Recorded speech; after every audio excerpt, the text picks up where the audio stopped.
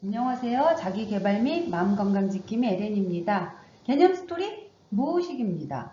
한 번쯤은 들어봤을 텐데 과연 무의식은 뭘까? 북극이나 남극에 가면 제일 많이 보이는 게 빙산이라고 합니다. 자, 빙산은 우리의 눈에 보이는 부분이 있습니다. 배를 타고 가다 보면 다 그렇지만은 눈에 보이는 빙산도 있지만 해수면 물 밑에 보면 눈에 보이지 않는 빙산도 있습니다.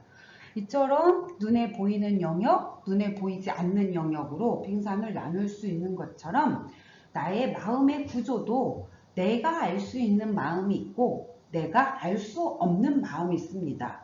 그 중간에 알똥말똥 할 수 있는 마음도 있습니다.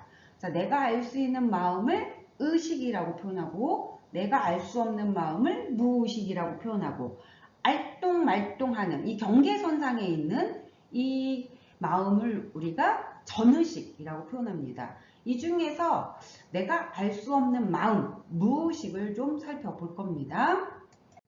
우리가 이제 몸과 마음을 크게 다루고 있는 학문 분야 중에 많이 있지만 이제 대표적으로 의학과 심리학으로 좀 나누어 봅니다. 자, 의학에서 수의근계, 불수의근계로 나눠. 예를 들어서 내가 고개를 끄덕끄덕 거린다든지 손을 폈다가 주먹을 졌다가 한다든지 두 다리로 펄쩍 뛴다든지 이 내 몸의 일부를 내 마음대로 통제, 조절할 수 있습니다. 이를 수의근계라고 합니다. 그런데 지금 현재 심장 박동수 펌프질을 한번 3배 이상 빨리 해봐. 아니면은 혈류의 속도를 5배 이상 빨리 해봐. 돼, 안 돼? 안 되지. 이런 것들을 불수의근계라고 표현합니다. 대체적으로 의사들이 이제 불수의근계를 오픈하고 붙이기도 하고 잘라내기도 하고 뭔가 수정하고 이런 수술들을 많이 합니다. 심리학도 마찬가지야. 내 마음을 내가 마음대로 통제할 수 있는 마음이 있고 내 마음임에도 불구하고 마음대로 통제할 수 없는 마음이 있거든. 자, 내 마음을 내가 마음대로 할 수 있으면 그걸 의식이라고 표현하고 내 마음임에도 불구하고 마음대로 할 수 없는 부분을 무의식이라고 표현합니다. 그래서 이제 마음을 이렇게 의식과 무의식으로 나눈 가장 이제 대표적인 심리학자가 바로 이제 프로이드라는 사람입니다. 이 프로이드는 인간의 의식을 의식, 전의식, 무의식으로 나누고 의식은 통제하고 인식이 가능한 영역, 무의식은 통제나 인식이 불가능한 영역. 근데 완벽하게 불가능하진 않고 혼자서는 불가능합니다. 그래서 누군가의 조력을 받으면 충분히 무의식 세계도 탐색이 가능하다라고 볼 수가 있습니다. 자, 전의식은 경계선상에 있는 기억들이야. 그래서 내가 정말 노력하게 되면 의식으로 오게 되는 것이고 반면에 내가 노력을 하지 않으면 시간이 더 지나면서 이 전의식에 있는 것들은 이제 다 무의식으로 이동하게 될 겁니다. 이처럼 인간의 마음을 의식, 무의식, 전의식으로 구분을 한 사람이 바로 프로이드입니다. 특히 프로이드는 의식보다도 무의식을 더 중요하게 강조했어. 왜냐면 앞에서 봤잖아. 빙산 생각해봐. 눈에 보이는 빙산이 더 커? 눈에 보이지 않는 빙산이 더 커? 눈에 보이지 않는 빙산이 훨씬 크잖아. 거대한 사이즈잖아.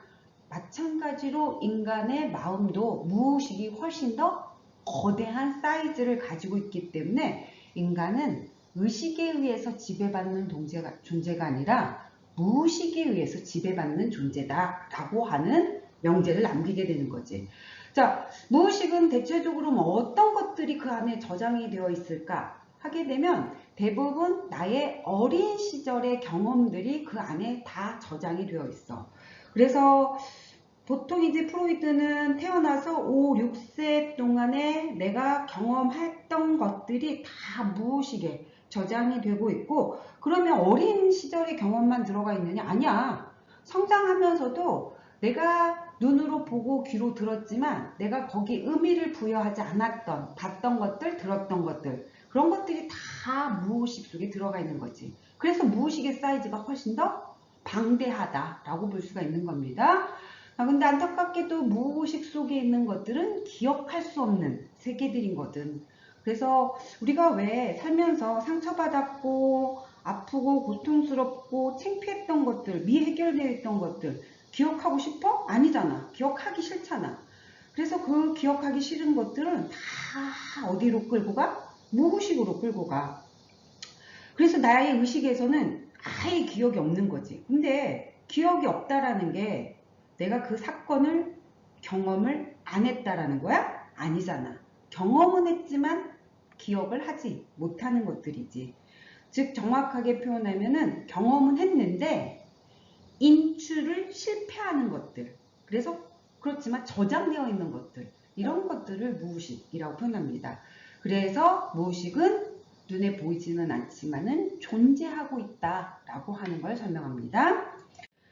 그리고 이제 현장에서 상담을 오랜 시간 하다 보니까 정말 건강하다라고 하는 진짜 건강하다라고 하는 의미는 어쩌면은 무의식이 건강한 게 진짜 건강함의 지표가 되지 않을까라는 생각을 해봅니다. 우리가 이제 뭔가 아프거나 우울하거나 속상함이 있어. 근데 그것에 대해서 내가 명시적으로 알고 있어. 이유나 원인을. 그런 것들은 어떤 대처라든지 치료가 가능하잖아. 그런데 내가 이유도 모르겠어. 원인도 모르겠어. 근데 불안해, 우울해, 고통스러워. 그러면 그 이유와 원인은 어디에 가 있느냐? 무의식에 들어가 있는 거지, 무의식 속에. 그래서 그 무의식 속에는 나 혼자서 탐색은 불가능합니다. 그래서 전문가의 도움을 받아야만 무의식 속에 어떤 것들이 경험이 되어서 나를 이렇게 힘들게 했는지 이런 것들을 서서히 인식하게끔 도와주는 거. 이런 걸 우리가 이제 정신 분석이라고 표현합니다. 자, 개념 스토리 지속되겠습니다.